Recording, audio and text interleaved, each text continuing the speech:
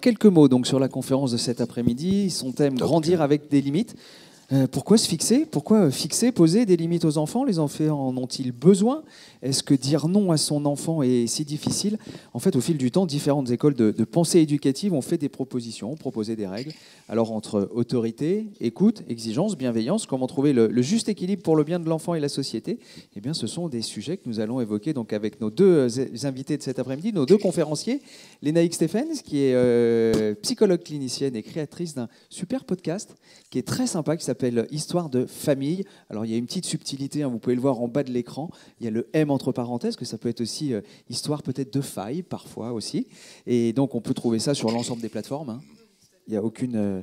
et pas d'abonnement nécessaire, on écoute quand on veut. Et, Lénaïque, donc je rappelle que vous êtes psychologue clinicienne, donc dans votre pratique quotidienne, vous recevez évidemment des parents. Est-ce que vous en recevez qui n'osent pas dire non?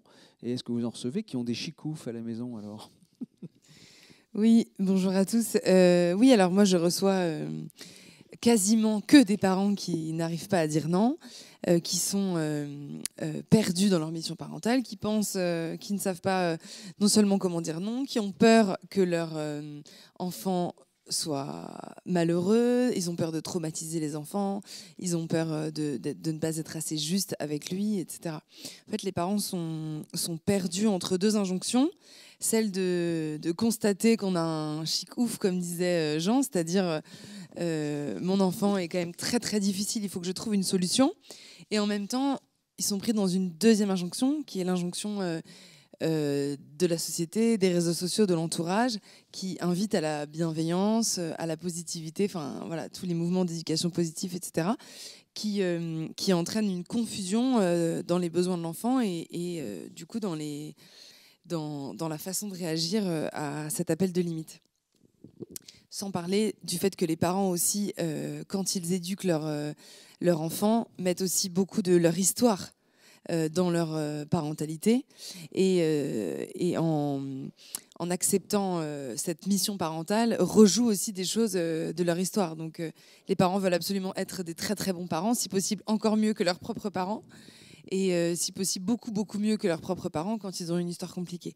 Donc tous les parents aujourd'hui que je reçois sont vraiment perdus dans cette mission parentale, et en même temps le souci c'est que les symptômes du coup des enfants ne s'améliorent pas, au mieux ne bougent pas si les parents font rien, au pire s'améliorent si les parents au pire s'aggrave si les parents n'agissent plus du tout et laissent tomber un petit peu cette mission parentale éducative.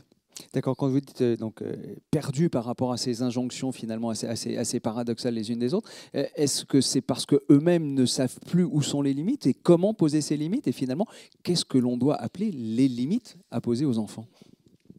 Alors, je pense que les parents, effectivement, ne savent plus très bien ce qui est autorisé et interdit, ça c'est sûr, parce qu'ils me demandent tout le temps est-ce que ça en a le droit, est-ce que moi j'ai le droit de lui dire qu'il n'a pas le droit de taper sa sœur, comment lui dire ça, etc. Donc, effectivement, il y a quand même le fait que les parents ne savent plus vraiment situer les propres limites. C'était ça la question. Et la suite de la question? Et c'est de se dire comment ils réagissent Ouais. par rapport à ça. Est-ce que Ouais. vraiment c'est perdu parce qu'on ne connaît pas les limites, ou c'est perdu parce qu'on ne sait pas à poser ses limites? Eh bien, perdu parce qu'on ne connaît pas initialement et qu'ensuite on ne sait pas faire. De toute façon, si vous êtes professionnel de la petite enfance, vous devez constater ça au quotidien. Les parents, les enfants appellent toute la journée, on va en parler, hein, les limites, et les parents ne savent plus vraiment comment réagir. Est-ce que c'est vraiment une limite que je dois sanctionner? Est-ce que c'est un comportement qui dépasse une limite? Est-ce que c'est autorisé? Est-ce qu'il y a une nouvelle norme, etc. Voilà, ils sont vraiment... moi, je ressens vraiment ça. Puis c'est 90% de ma patientèle sont des enfants qui débordent, qui cherchent les limites et qui sont tout le temps frustrés et du coup qui sont intolérants à la frustration. Et les réponses parentales sont inexistante et voire, enfin en tout cas très inefficace pour la plupart du temps. D'accord, donc des parents d'un côté un peu désarmés par rapport à ça. Jean Epstein évoquait tout à l'heure ce qui étaient les deux principes nécessaires au développement de l'enfant, à la fois le plaisir et la réalité. Donc ça, évidemment, c'est des sujets sur lesquels vous travaillez. Donc finalement, pourquoi poser ces limites et en quoi ça aide au développement de l'enfant, vu, vous, de votre côté de clinicienne? Alors, effectivement, quand Jean parlait, c'était très très intéressant par rapport au principe de réalité et au principe de plaisir.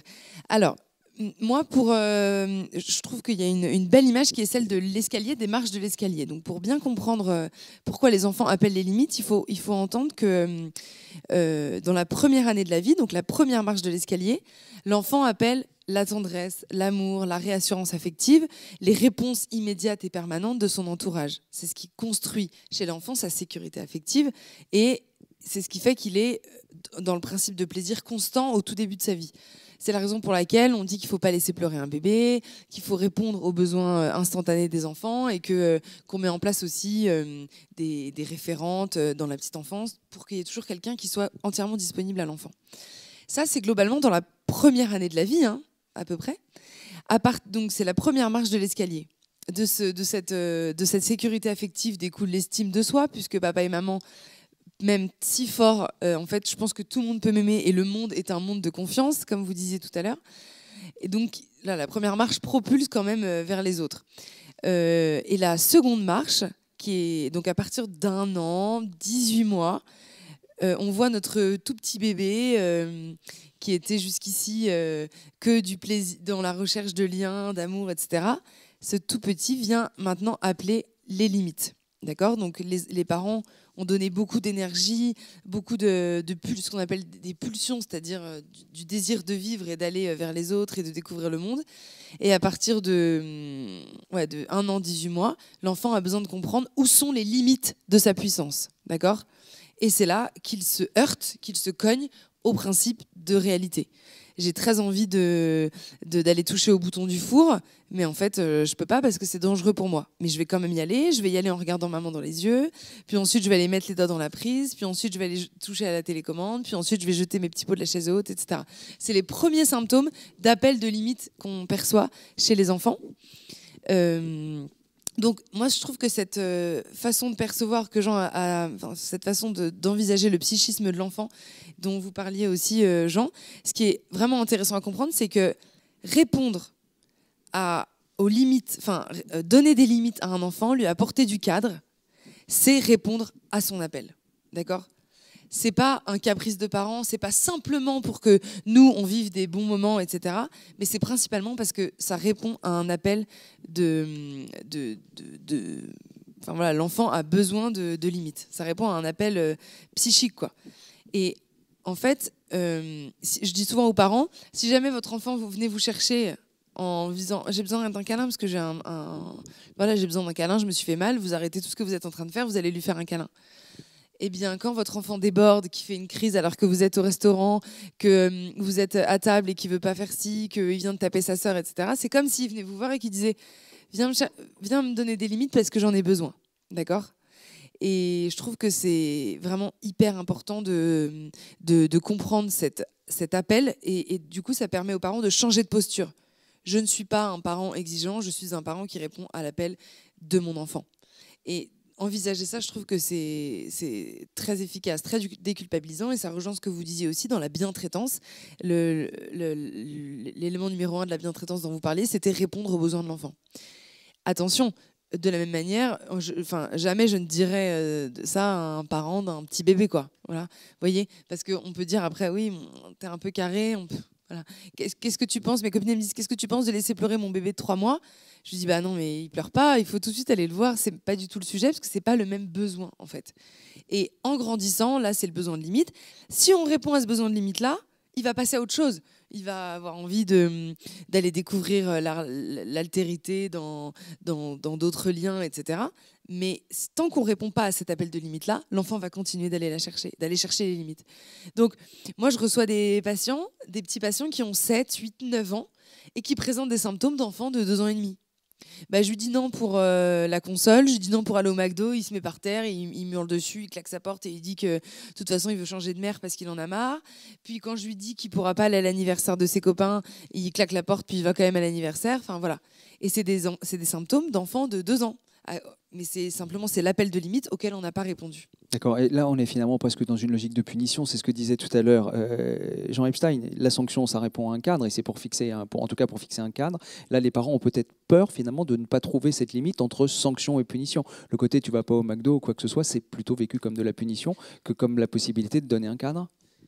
Oui, alors moi c'est vrai que j'utilise pour le coup le mot punition. Hein, j'ai pas de voilà, mes sanctions me va aussi très bien. Ce que vous avez dit par rapport aux critères de la sanction, je suis tout à fait d'accord. Et le souci, c'est qu'aujourd'hui, quand on dit le mot punition, les parents perçoivent ça comme une agression, quelque chose de dangereux pour le psychisme de l'enfant, etc. Mais ce qu'on peut appeler sanction aussi peut être extrêmement bienveillant et tout à fait juste. Voilà. Quand un enfant demande... Quand un enfant tape sa sœur, par exemple, j'ai un petit patient, hier, il me dit, très difficile dans la relation fraternelle, je dis, à chaque fois qu'il déborde et qu'il tire les cheveux de sa sœur, vous lui dites, non, ça c'est pas possible, chez nous, tu te rappelles qu'il y a des règles, tout le monde se respecte, si possible s'aime et se soutient, donc toi tu vas dans ta chambre parce que ça c'est pas possible. Ici, dans notre maison, il y a des règles et ça c'est pas possible. Et l'enfant, il va dans sa chambre et voilà. Il ressort, il va refaire la même chose, on va lui dire, tu sais bien les règles. Ici, c'est quand on est passage, on va 5 minutes se calmer, puis après on sort de la punition. D'accord ? Et moi, personnellement, je trouve ça beaucoup plus bien traitant, bienveillant, que de ne pas répondre à cet appel de limite, qui est un appel psychique, un besoin psychique. Et n'oublions pas que si les parents ne répondent pas à cet appel de limite tout de suite, très rapidement, ils vont être débordés par leurs propres émotions. D'accord ? Donc, quand on appelle à la bienveillance à tout prix, à la positivité, etc., c'est toujours au détriment des parents, au détriment d'un des deux parents et au détriment du couple dans un second temps. D'accord ? Il y a beaucoup de couples qui se séparent aujourd'hui parce qu'ils se sont aussi laissés déborder par un environnement familial stressant, complexe, où ils n'ont pas forcément réussi à poser le cadre. Donc, je dirais que la sanction peut être vraiment bien traitante et bienveillante même, pour reprendre les mots, le jargon utilisé aujourd'hui, parce qu'elle peut être faite de manière tout à fait détachée. Et c'est ce que vous disiez quand vous parliez d'être un adulte et d'être un enfant.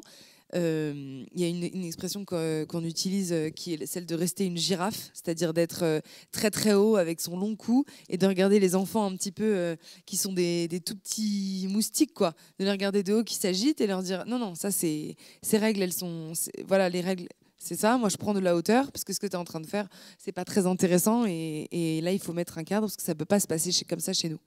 L'objectif numéro 1, n'oublions pas, c'est que l'enfant regarde la girafe, le parent girafe, et ait envie de lui ressembler. Si le parent n'est jamais girafe, l'enfant n'a pas envie de devenir adulte et de lui ressembler. Alors Jean Epstein évoquait tout à l'heure les 9 axes pour que la sanction soit efficace. J'imagine aussi qu'il y a la façon de dire et de prononcer la sanction ou punition. On va choisir le. Donc est-ce que là, quand vous accompagnez les parents, vous leur dites voilà, on peut dire les choses. Est-ce qu'il y a une façon de dire les choses pour que ce soit bien entendu et bien retenu par l'enfant ? Oui, alors. Effectivement, Jean parlait du fait que c'est important de ne pas toujours expliquer mais pas négocier. Voilà ce que vous disiez. Effectivement, les enfants, moi je dis que j'ai des patients du GIGN, quoi. Les parents n'ont même plus de mots tellement ils arrivent à déstabiliser les parents dans la négociation. Donc effectivement, aucune négociation possible. Hein, et les choses sont expliquées à l'enfant quand il est petit. C'est-à-dire, un enfant qui a 18 mois, on lui dit non, il ne faut pas mettre les doigts dans la prise parce que sinon tu vas vraiment te faire mal, ou non, tu ne peux pas toucher les boutons du four, ça va te faire mal, etc. On peut l'expliquer 3, 4, 5 fois. Après, une fois qu'on lui a bien expliqué et que l'enfant continue, c'est que maîtriser l'information intellectuellement ne suffit pas à l'enfant. Et là, il a besoin de vivre dans son corps, dans son psychisme, de vivre l'éprouvé de la frustration. D'accord ? Donc, pour vivre l'éprouvé de la frustration, de l'isoler quelques instants, de lui dire là, voilà, moi je trouve que l'isolement c'est la meilleure solution parce qu'elle est en plus pas du tout humiliante. On envoie son enfant dans une chambre avec des livres, des jeux. Enfin, pour moi c'est plutôt positif, quoi. Mais simplement de lui dire quand tu es comme ça, tu peux pas être avec nous, donc tu vas dans ta chambre. je précise bien aux parents qu'en réalité, c'est pas avec les parents que l'enfant ne peut pas être, c'est avec tout le monde. Et ce principe de mise à l'écart temporaire en dehors de l'espace social et commun quand l'enfant déborde, c'est exactement ce qui se passe partout. Quand en classe, l'enfant bavarde, moi je suis prof pour des étudiants de psycho, je leur dis 1 fois, 2 fois qu'ils bavardent, la 3e fois, je les mets dehors parce que moi je ne peux pas me concentrer quand les étudiants bavardent. Donc, si jamais à l'école on est pas sage, on est sorti de la classe. Si jamais au travail on se comporte pas correctement, on respecte pas les règles, on est viré. C'est ce système-là qui est de toute façon mis en place partout, quoi. Donc effectivement, expliquer, tout à fait, pas négocier, mais au bout d'un moment, expliquer ne sert plus à rien, hein. N'oublions pas que nous-mêmes, on sait, le canal de la pulsion et le canal de la raison sont 2 canaux qui sont quand même très très différents. Je sais que j'ai pas le droit de manger du chocolat, que c'est pas très bon de manger du chocolat devant la télé le soir. Pourtant, je pense qu'on le fait à peu près tous. Et moi, je pense souvent aux pneumologues, par exemple, qui fument. Et ils savent très bien, hein, ils le vivent au quotidien que fumer tue et que fumer est vraiment mauvais pour la santé et pour tout ce qu'on veut. Mais c'est les pulsions, ils fument, quoi. C'est comme ça. Et ben les enfants, on leur demande on leur dit mais tu comprends pas, je t'ai expliqué, t'as pas le droit de faire ça, c'est pas possible. En fait, les enfants, ils savent qu'ils ont. Et d'ailleurs, ils le disent. Parfois, mes patients, ils me disent mais je sais que j'ai pas le droit de taper ma soeur, mais j'arrive pas à m'en empêcher. Mais je sais qu'il faut pas que je tire la langue à la maîtresse ou je dise qu'elle est moche, mais je peux pas m'en empêcher. Donc il faut absolument que les parents aident les enfants à se sortir de ce volcan intérieur, quoi. D'accord. Quand vous parlez des doigts dans la prise, moi, c'est plus du registre de l'expérience, finalement. C'est pas une bêtise que de mettre les doigts dans la prise. On apprend, parce que si on se fait mal, on apprend aussi, on apprend les choses. Donc, est-ce que la question, elle n'est pas de se poser, finalement, à travers tout ce qu'on se dit là, de comment éduquer? Et qu'est-ce qu'éduquer, finalement, et qu'est-ce qu'une bonne éducation qu'on peut donner aux enfants? Effectivement, c'est une façon de voir l'éducation, ce que vient de dire Stéphane. Alors, déjà, qu'est-ce qu'éduquer? Alors moi, je dis éduquer, comme vous disiez aussi, Jean, c'est aller vers le haut, etc. Moi, concrètement, je dis aux parents que éduquer leur enfant, c'est leur donner les clés pour être efficaces et heureux demain dans le monde. Donc, dans la vie sociale, dans la vie affective, dans la vie amoureuse, dans la vie scolaire, en fait, de vivre le plus sereinement possible tout ce qu'il y a de réjouissant dans la vie. Parce qu'il faut quand même avoir en tête qu'aujourd'hui, les petits-enfants, parce que moi je reçois vraiment des tout petits, parfois même qui sont encore en crèche, et sinon qui ont 3, 4, 5 ans, il faut savoir qu'aujourd'hui, qu'à cet âge-là, c'est encore toléré en fait. C'est encore OK de déborder un petit peu, etc. Mais c'est des enfants que moi, je reçois quand ils ont 7, 8 ans, et les parents me disent en fait ça fait 5 ans que ça dure, que c'est des enfants qui n'ont plus de copains, ces enfants qui sont plus vraiment invités aux anniversaires. Les maîtresses, elles en peuvent plus en fait. Donc en fait, c'est beaucoup plus facile dans la vie quand on est aimé par ses maîtresses et par les gens qui nous entourent. Vous le voyez bien au quotidien avec les enfants.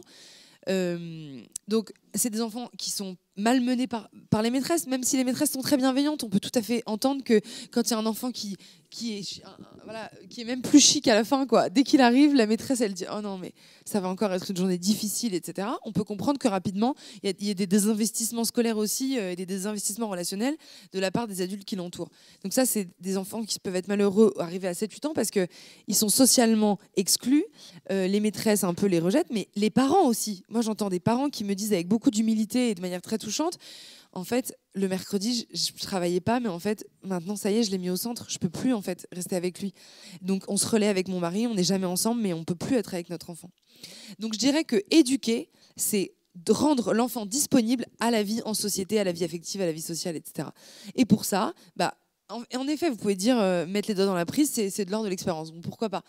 Mais en fait, c'est quand l'enfant met les doigts dans la prise tout seul dans son coin, pourquoi pas? Mais quand il nous regarde en mettant les doigts dans la prise, il vient chercher quelque chose de nous. Et quand on dit oui, c'est l'expérience, il a besoin de passer par là, c'est aussi une façon de prendre congé de notre mission parentale. Et c'est aussi une façon toutes les excuses sont bonnes d'une certaine manière pour dire voilà, il faut qu'il fasse ses expériences par lui-même, etc.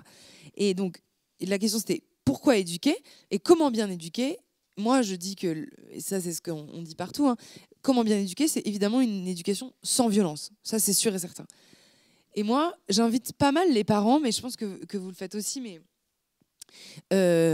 à se questionner sur qu'est-ce que c'est la violence qu'ils vivent au quotidien. Les parents racontent en fait leur vie avec leur enfant qui est jonchée de petits épisodes de violence. Et Donc, je lui crie dessus, j'en ai marre, j'en peux plus, je regrette d'avoir eu cet enfant, en fait, c'est juste un enfer. Je menace qu'on n'aille pas aux zoos, je menace qu'on n'aille pas voir les copains, puis finalement, je respecte pas la punition, je le prive de dessert, etc. Donc, ça part un peu dans tous les sens. Donc, beaucoup de violence vraiment éducative, mais de toute petite violence. Enfin, bon, j'aime pas trop utiliser le mot de violence éducative ordinaire parce que je trouve qu'il est mal utilisé, mais pour moi, la vraie violence éducative ordinaire, elle est dans les cris, dans les menaces, etc. Et donc, évidemment, bien éduquer, c'est éduquer, enfin, c'est se questionner où est la violence, la vraie violence qu'on vit aujourd'hui.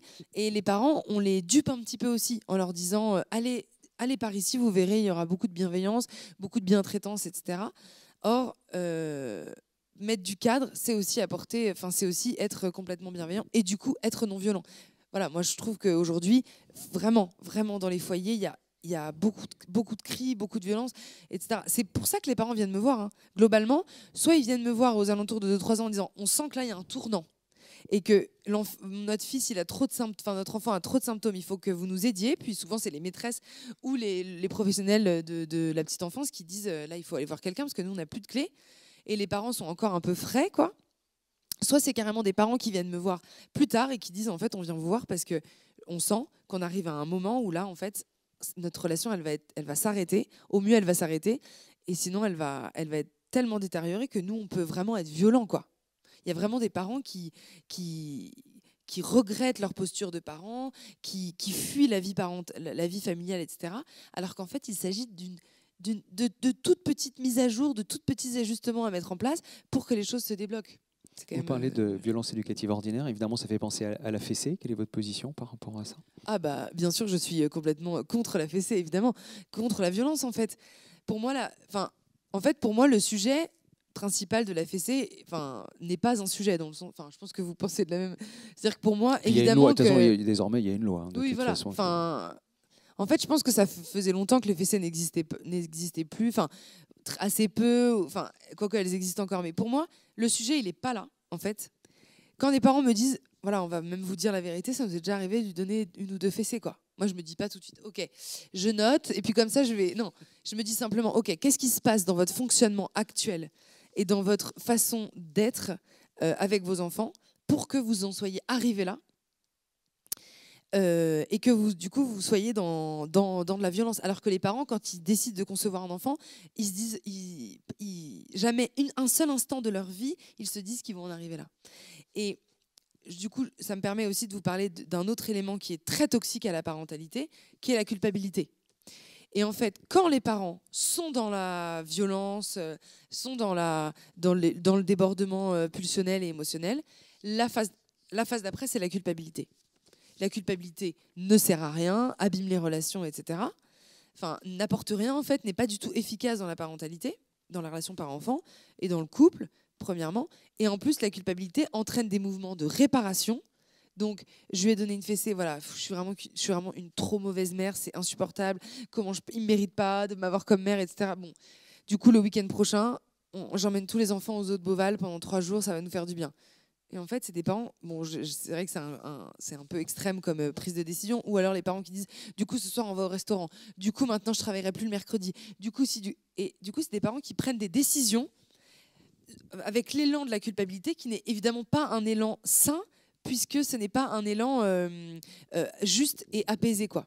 Vous voyez ce que je veux dire? On vient à la notion des limites, et je sais que là je vais vous amener sur un terrain, Lénaïque, qui va vous faire plaisir, parce qu'on en a discuté quand on a préparé cette conférence, et d'ailleurs c'est un terme qu'a employé Jean Epstein tout à l'heure, c'est celui de l'éducation positive. Donc ça c'est très, très, très à la mode, on parle d'épanouissement, il faut parler de bienveillance, etc. Qu'est-ce que vous en pensez, vous? Je sais qu'a priori, quand on en avait parlé, il m'a dit oui, bon, ok, ça c'est un petit peu la tendance, mais il y a quand même pas mal de controverses aussi autour de ces sujets-là. Oui, il y a de plus en plus de controverses autour de ces sujets-là. Bon, je ne sais pas si c'est un sujet qui vous parle. En tout cas, normalement, beaucoup en ont entendu parler. Donc, effectivement, c'est la promotion d'un modèle éducatif sans aucune... donc, avec de la bienveillance, de la positivité, mais du coup, prétendu sans aucune violence. D'accord ? Donc c'est l'évitement du conflit, de la punition, de la sanction, etc.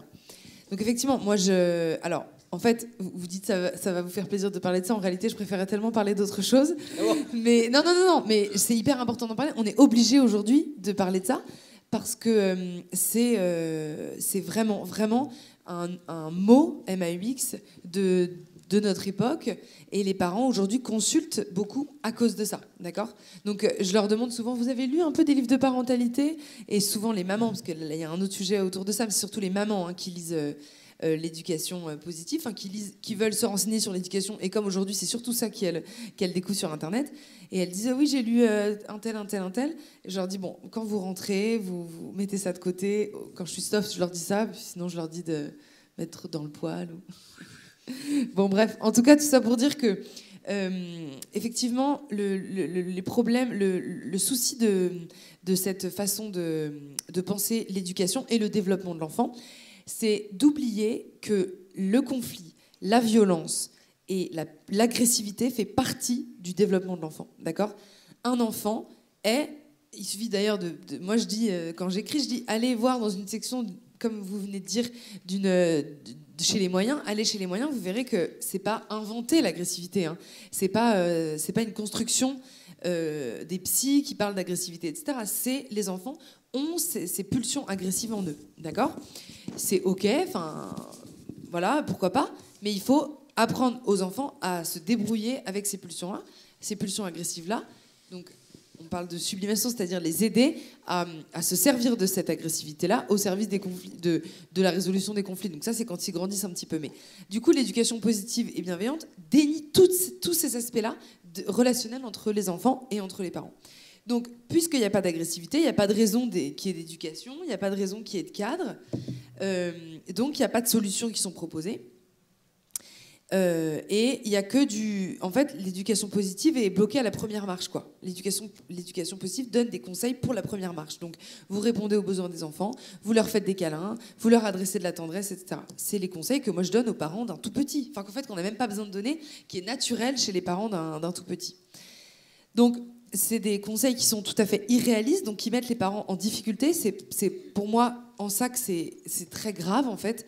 C'est qu'en ne donnant pas de conseils réalistes aux parents, on les met en échec dans leur parentalité. Donc du coup, ils viennent nous voir, ils sont malheureux, ils se considèrent comme des mauvais parents, etc. Il faut savoir que l'éducation, que élever les enfants, que les faire accepter le principe de réalité, nécessite à certains moments une rupture d'empathie du parent envers l'enfant, ou de l'éducateur envers l'enfant.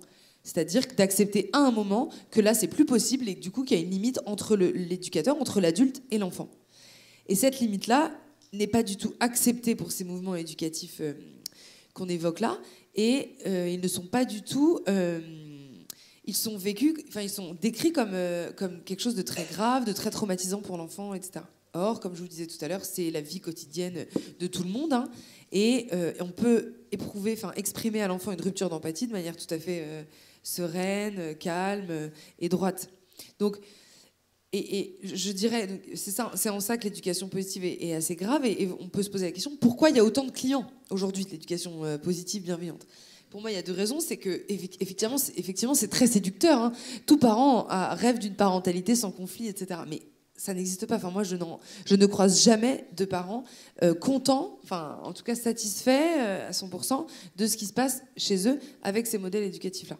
Et la deuxième chose, c'est que, comme je vous expliquais un petit peu au tout début, on a, nous, dans notre histoire, été blessés, malmenés, au mieux, enfin, pour certains un petit peu blessés, pour d'autres très malmenés, et pour encore d'autres maltraités par notre histoire, ce qu'on a vécu, etc.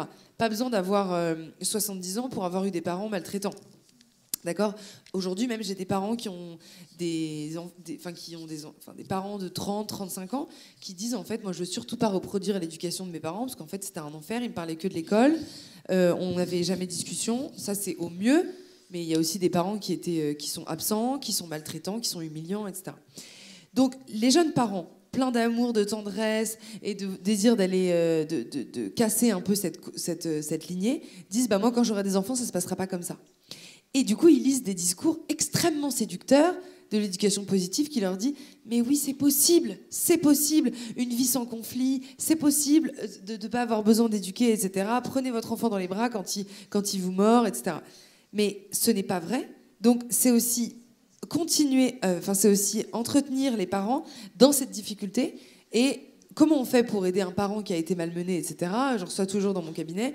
Moi, je leur dis, ça, ce que vous avez vécu, vous n'auriez pas dû le vivre.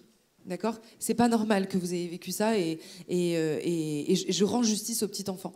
Mais surtout, je leur dis la chose essentielle, c'est que je leur dis, votre petit Enzo, votre petit Théo, votre petite Emma, elle n'a pas du tout la même enfance que vous, en fait. Donc souvent, c'est le moment où les parents pleurent, évidemment. C'est un moment très émouvant, où je leur dis, Emma, elle dira jamais à quelqu'un, vos enfants sont complètement différents. Et souvent, les parents, ils sont soulagés d'un poids de savoir que de toute façon, quoi qu'ils fassent, je leur dis, même si vous vouliez faire vivre la même enfance, vous ne pourriez pas, tellement vous êtes plein d'amour, de tendresse, etc.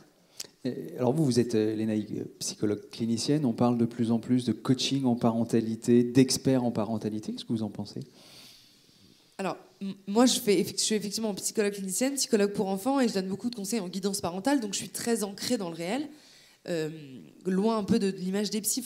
Les psys aujourd'hui ils évoluent, hein. Enfin, c'est pas comme les psychanalystes qui parlaient pas, voilà. Ce que j'en pense, moi je pense surtout que l'enfance est une période extrêmement précieuse, qui file à toute allure, qui est étudiée par des chercheurs et qui est travaillée, palpée au quotidien par des cliniciens. Et donc c'est souvent de la broderie très très fine, quoi. Et on peut pas se permettre dans l'enfance, enfin, de passer à côté de quelque chose ou de perdre du temps avec des conflits parents-enfants. Donc moi, je dis je suis pour avoir des personnes très bien formées au développement de l'enfant, ça c'est sûr. Après, faut voir aussi ce qui se présente comme coach parentaux, etc. C'est parfois des gens qui ont simplement éduqué leur enfant, bien mal, ça les regarde, hein, et qui se disent, ça s'est plutôt bien passé pour moi, je vais peut-être aller donner des conseils. Or, sous les conseils qu'on donne, n'oublions pas que, moi je vous en parle pas là parce que c'est pas le sujet, mais il y a tout un aspect de psychopathologie. C'est-à-dire que avant de donner tous ces conseils-là, avant de travailler sur tout ça, il faut faire le point aussi sur la psychopathologie de l'enfant, c'est-à-dire où est-ce qu'il se situe dans son développement, est-ce qu'il a des troubles psychiques, etc. D'accord ? Ça, ces sujets-là, c'est pour des enfants qui vont très, très, très bien. Et il ne s'agit pas d'envoyer un enfant dans sa chambre qui est déprimé, qui va pas bien, etc. C'est pour ça que ça peut être un peu dangereux de ne pas être bien formé au développement de l'enfant. D'accord. Alors, on dira quelques mots sur les podcasts que vous avez créés dans quelques instants, mais on va peut-être prendre quelques réactions ou questions de la salle sur les sujets. Oh là, ça se lève vite. On a déjà deux. Alors, est-ce que... Oui, bonjour. Merci du coup de me donner la parole. Je voulais juste revenir sur la définition de parentalité positive ou éducation positive. Parce que la définition que moi j'ai entendue là cet après-midi, ça correspond plutôt pour moi à du laxisme. Parce que j'étais voir justement sur le Conseil de l'Europe sur la plaquette de 2006 qui donne la définition de la parentalité positive, donc la version officielle. Donc moi ce que je dis ici, c'est que le concept de parentalité positive se fonde sur la série de principes fondamentaux suivants. Les parents devraient apporter à leur enfant donc une éducation affective en répondant à leurs besoins d'amour, d'affection et de sécurité. Ça, effectivement, on en a parlé. Des structures et des orientations en leur donnant un sentiment de sécurité, en instaurant des règles de vie et en fixant les limites voulues. Donc pour moi, dans l'éducation positive, on se parle bien de règles et de limites, et en aucun cas, c'est laisser à l'enfant tout faire, ne jamais dire non et éviter le conflit. Une autonomisation permettant de renforcer chez eux le sentiment de compétence et de contrôle personnel, et effectivement une éducation non violente, excluant tout châtiment corporel ou psychologiquement humiliant. Sachant que le 12 octobre, nous sommes aujourd'hui... Le 14, donc il y a 2 jours, le Conseil de l'Europe a justement donné une orientation par rapport à l'isolement dans la chambre, le time-out, où effectivement pour eux, ils se sont dit que ça devrait être une notion qui devrait être retravaillée et qu'on pourrait peut-être faire différemment, qu'il soit effectivement plus respectueux de l'enfant.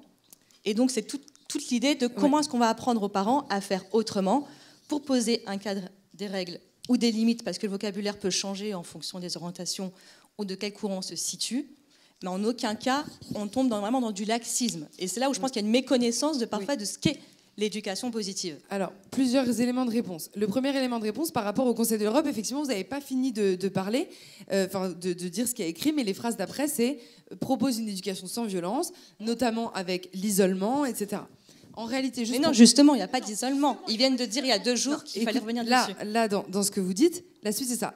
Je vais vous dire exactement ce qui se passe. Par rapport au 12 octobre, en réalité, ce qui se passe, c'est qu'il y a un article d'une de mes consoeurs qui s'appelle Caroline Goldman, qui a écrit un article sur l'intérêt du time-out. D'accord ? Mais Caroline Goldman, qui ne fait pas partie du Conseil de l'Europe. Oui, mais il faut bien entendre la chose suivante. C'est que le Conseil de l'Europe, suite au lobby, d'accord, on parle bien des lobbies, hein, des associations anti-violence éducative ordinaire, a décidé d'éventuellement modifier. Je pense que Jean, qui travaille au Conseil de l'Europe, sait que ça ne va pas se passer comme ça et qu'il va y avoir besoin d'avoir des centaines et des centaines et des centaines de pages de recherche. Ça, c'est le premier élément pour le... Donc là, c'est un sujet qui est contextuel. Tout à fait. C'était soulevé, effectivement. En réalité, quand vous parlez d'éducation positive, dans la définition du Conseil de l'Europe, mais je suis à 100% d'accord. Moi, je suis 100% éducation positive. Donc, normalement, c'est censé être ça. Mais quand vous lisez les livres d'Isabelle Filiosa, quand vous lisez les livres de Catherine Guillen, quand vous lisez les livres des coachs parentaux aujourd'hui qui sortent, jamais il est écrit ça. Et la réalité, c'est que ce ne sont pas des conseils qui sont réalistes. Alors, je les ai lus, et moi, j'ai lu un cadre, des règles et des limites. Et c'est là où je suis extrêmement surprise par rapport au discours que j'entends cet après-midi. Et justement, ce qui peut être proposé par ce courant, et pour le coup, par des personnes qui sont formées sur le sujet, où on parle de cadre, de règles et de limites. Il n'a jamais été dit que c'était de laisser tout faire. Donc, pour moi, il y a un énorme décalage entre ce qui est dit là, cet après-midi, et ce qu'il y a dans la réalité des bouquins, ou quand on écoute les personnes concernées. Oui. Bonjour, merci de me passer la parole. Alors moi, je pense être relativement éveillée parce que je travaille en protection de l'enfance depuis plus de 15 ans, que j'ai moi-même 3 enfants. Ma plus grande a 12 ans et mes jumelles ont 10 ans, donc autant vous dire qu'en termes de parentalité, je me suis régalée. On peut dire ça comme ça, d'autant que j'ai été éduque en foyer, donc la parentalité, je la connaissais déjà par le biais des enfants des autres. Moi, je suis formée à l'éducation positive. Et très honnêtement, je pense qu'en effet, en termes de fond, c'est très positif pour le coup. Ça porte assez bien son nom. Ça donne de très bonnes indications et un bon objectif à atteindre. Je pense que c'est toujours bien de se dire on va éduquer nos enfants sans crier, sans sanction, évidemment sans lever la main sur eux, tant qu'à faire, c'est mieux. Mais je pense que ça ne correspond absolument pas à la réalité majoritairement partagée des parents, en tout cas de ceux que je rencontre. Alors peut-être en effet c'est une frange un peu plus en difficulté, un peu plus précaire que la moyenne des personnes qui vont consulter une psychologue ou qui vivent peut-être ici parmi nous dans la salle. Mais des personnes à qui on fait en effet, comme vous le disiez parfaitement tout à l'heure, miroiter que en appliquant les choses qui sont décrites en discipline positive, sans tenir absolument compte, parce que c'est ça le danger, moi je trouve, sans tenir absolument compte que les personnes qu'on a en face peuvent être en situation de précarité sociale, affective. Familiale, intellectuelle, parce que, on n'est pas tous logés à la même enseigne, psychique et ainsi de suite. Là, c'est un vrai problème. Et là, ça fait de vrais dégâts. Et moi, j'en ai tiré ce que j'en ai tiré dans ma propre éducation. Mais en effet, je trouve que la dérive, qui n'est pas portée par les parents qui entendent mal, parce qu'en vrai, c'est pas vrai. C'est pas les parents qui entendent mal. C'est le message qui est mal délivré et qui est mal. Moi, les personnes qui m'ont formée à l'éducation positive, c'était à Sartrouville. Donc j'ai aucun grief contre ces personnes, mais en fait, à aucun moment. Et c'est dommage parce que moi j'avais la double casquette maman professionnelle. À aucun moment, ces femmes ne se sont questionnées sur qui est-ce qu'on a en face et en effet, quelle est l'histoire de chacun des parents qui sont là, parce qu'il y avait quelques garçons, quelques messieurs, et puis quand même majoritairement des femmes, mais à aucun moment, en fait, on ne s'est questionné sur qui sont ces personnes qui sont dans la salle et qui demandent à être formées. Quelles sont leurs difficultés? Dans quoi ils vivent? Qu'est-ce qu'ils ont vécu dans leur enfance? Et la seule chose qu'on fait, c'est, alors si vos enfants sautent sur le canapé, il faut vous poster comme ça et dire, sur ce ton-là, dis donc, c'est quoi la règle sur le canapé? Bah, excusez-moi, mais moi, non, mais moi, je vous le dis, c'est comme ça que j'ai été formée. Alors, du coup, mon regard est peut-être biaisé par les personnes qui m'ont formée. Mais enfin, en attendant, c'est comme ça que j'ai été formée. Et donc, du coup, autant vous dire que moi, en tant qu'éduc-spé, ça faisait à peu près 12-13 ans que je l'étais déjà. Maman de 3 enfants, hein, je le rappelle, qui donc, à cette époque, étaient encore bien plus petites qu'elles ne le sont aujourd'hui. Je me suis dit, non, mais là, c'est lunaire. C'est une blague, en fait. Excusez-moi. Là, je me suis dit, je suis dans un truc, c'est lunaire. Parce que s'il faut être Chantal Goya pour élever correctement ses gosses, moi, je vais enfiler ma tenue de bécassine et puis je vais faire ma bécasse pendant tout le temps de leur enfance. Mais... Sauf qu'en fait, c'est pas comme ça que moi, je tiens à éduquer mes enfants, en toute bienveillance, même si en effet, elles se sont prises des trempes parce qu'au bout de... Enfin voilà, quand on a 3 gosses en bas âge qui nous hurlent dessus pendant 3 semaines, bah ouais, il m'est arrivé de foutre des trempes à mes gosses. Alors, en général, plutôt particulièrement une sur les 3 qui me tapait quand même bien là où ça faisait mal. J'ai porté cette fichue culpabilité dont vous parliez tout à l'heure. Alors heureusement, je suis à peu près cortiquée et donc du coup, je n'ai pas réagi en les emmenant au parc Astérix le lendemain, mais plutôt dans la discussion et en reprenant et en disant « je suis désolée, la culpabilité c'est la mienne, j'aurais jamais dû te mettre une fessée ». Mais à un moment donné, il faut que tu comprennes que je suis juste humaine et que donc je suis imparfaite et que comme toi, j'ai des besoins et qu'en fait, quand tu es comme ça, tu ne réponds pas à mes besoins et je suis moi-même à ce moment-là dans l'incapacité de répondre moi-même en tant qu'adulte à mes propres besoins. Donc je ne vais pas te demander à toi de porter la culpabilité que moi, je ne réussis pas à faire ça. Et donc la discipline positive, en effet, elle est extrêmement dangereuse si elle est mal conseillée, si elle est mal donnée aux parents, parce que je suis absolument pas d'accord de dire que c'est les parents qui comprennent mal. Ça, c'est archi faux. C'est simplement que les professionnels ne savent pas se mettre, comme on disait tout à l'heure très justement, à portée, à hauteur. C'est vous, monsieur, qui parliez de ça. On le fait très très bien vis-à-vis des enfants, la plupart du temps, mais je crois qu'on le fait pas suffisamment pour les parents. Et ça, c'est un vrai problème. Et c'est là qu'est le danger, quelle que soit notre discipline, qu'on soit éduc, assistante sociale, psy ou chercheur, si on n'est pas en mesure de se mettre à la hauteur des parents qu'on a en face, on ne sert à rien. Bien sûr, et voilà. C'est pour ça que certains... Merci beaucoup pour votre intervention. Certains discours... Certains discours comme les nôtres qui peuvent être un petit peu heurtants, hein, d'ailleurs je vois que ça vous heurte aussi, sont en fait... comment dire, essaye vraiment de s'ajuster à la réalité et pour éviter que les trempes dont vous parliez aussi jaillissent, quoi. Que cette agressivité déborde, c'est quand même l'objectif. Parce que n'oublions pas que si on veut fermer la porte à l'agressivité, elle passera par la fenêtre, quoi. Enfin, je veux dire, elle arrive toujours, quoi. Alors, est-ce qu'on a d'autres questions ou témoignages? Oui, madame. Merci. J'avais une question concernant les règles et les limites. Vous avez parlé à peu près à l'âge de 1 an. Mais je me posais la question, est-ce que déjà bébé, le principe de réalité, on ne le partage pas aussi avec lui? Je vous donne un exemple tout bête. Vous avez votre enfant de 6-7 mois qui commence à vous donner des coups de pied sur le plan de change. Il y a des parents qui rigolent. « Oh, mais dis donc, faut pas faire ça. » Soit on dit « faut pas faire ça » ou « ça me fait mal ». Mais parfois, on est aussi... J'ai l'impression des fois, il y a un peu une injonction que quand l'enfant il est petit, on doit toujours être dans la bienveillance, toujours gentil, toujours disponible, alors que finalement il y a des limites qui s'instaurent bien avant que l'enfant les teste.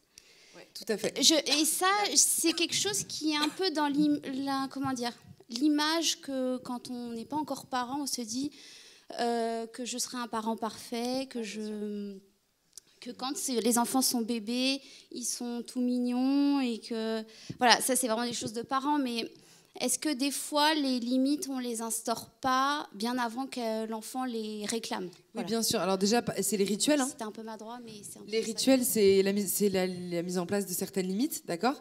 Et vous avez tout à fait raison. En fait, moi, je dis 1 an approximativement, mais en fait, c'est quand l'exploration motrice arrive. Donc ça m'étonne. Donc en fait, quand vous dites 7 mois, c'est ça, c'est quand l'enfant commence avec son corps à aller voir jusqu'où il peut donner des coups de pied sur le plan de change. Et en fait, les coups de pied, c'est sur maman ou c'est sur vous. Ou voilà. Donc c'est vraiment l'exploration physique concrète aussi des limites, c'est là que ça s'apprend. Et on n'est pas obligé. Enfin, rapidement, on peut dire ah non, ça par contre, c'est pas possible. Non, voilà, tu me fais mal, etc. Tu arrêtes, voilà.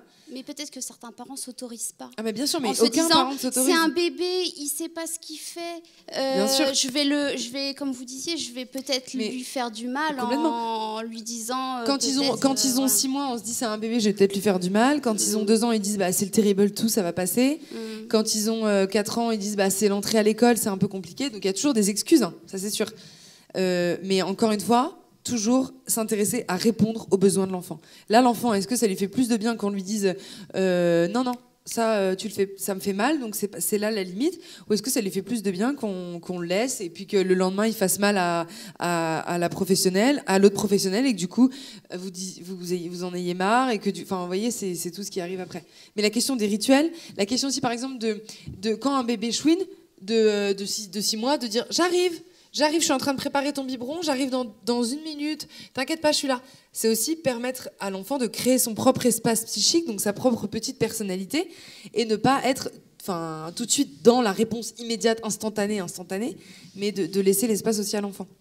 Ça répond à votre question ? Oui, c'était plus une réflexion à partager des fois, voilà, les limites, elles arrivent assez tôt au final, et qu'il faut aussi que le parent puisse s'autoriser à se dire, oui, je peux mettre des limites à mon bébé, tout en étant forcément que la limite du coup de pied, par exemple, sur le plan de change, ne sera pas la même et dite de la même façon à 6 mois qu'à 2 ans, si jamais l'enfant est encore sur le plan de change.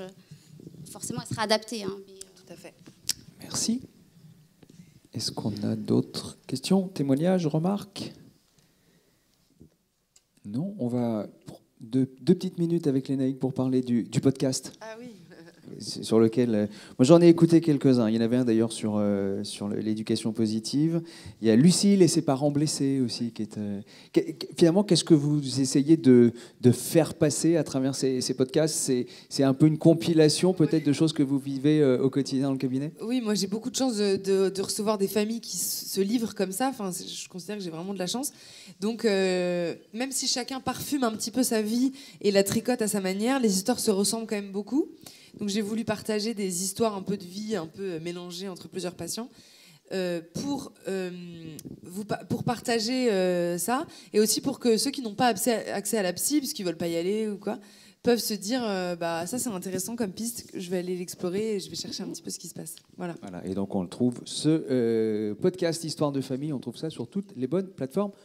Merci beaucoup. Merci à tous les deux d'avoir été avec nous pour parler de ces sujets, de grandir avec les limites.